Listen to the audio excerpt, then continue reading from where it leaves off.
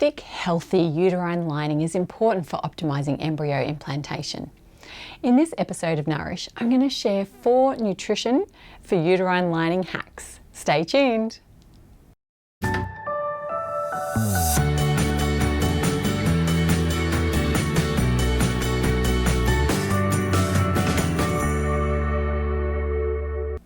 Hello, if this is our first time connecting, welcome.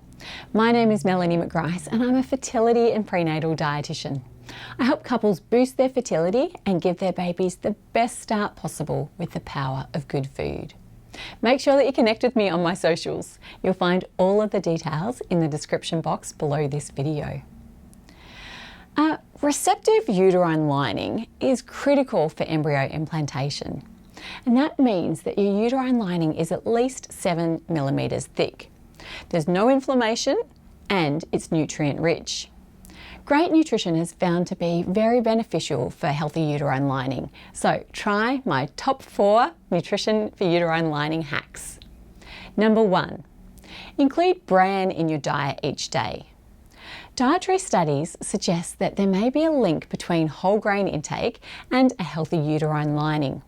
For example, one study found that women undergoing IVF who had the highest amount of whole grains in their diet had the highest implantation rates. The women in this group ate at least 50 grams of whole grains each day. Furthermore, researchers have found that the bran in whole grains is particularly important for healthy uterine lining. Bran is part of a wheat kernel. It's often stripped away during milling, but is incredibly rich in fibre and micronutrients. Try adding bran to yogurt, smoothies, breakfast cereals or salads. Although I'd recommend adding half a cup of bran per day, because it is so high in fibre, it can cause you discomfort if you're not used to it. So instead, start with a tablespoon and build up as your tolerance increases.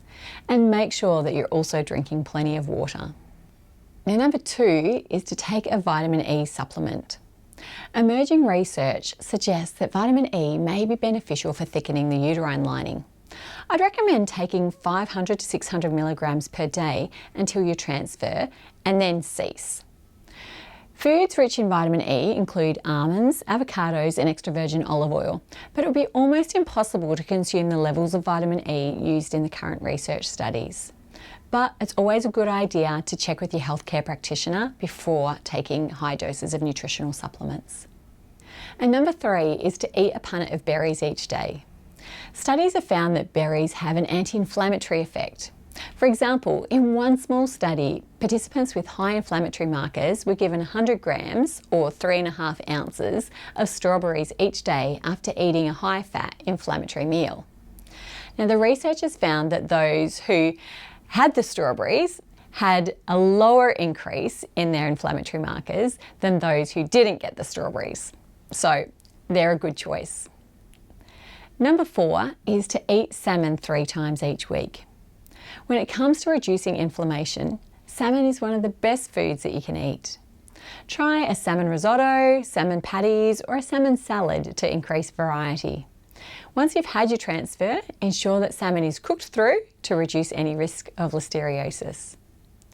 Now, if you haven't done so already, make sure that you go to melaniemcgrice.com/shop and check out some of my resources.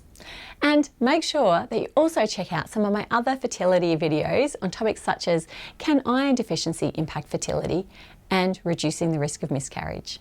I'll see you in my next video. Number 2, not number 2. That doesn't make sense either. Then cease. There.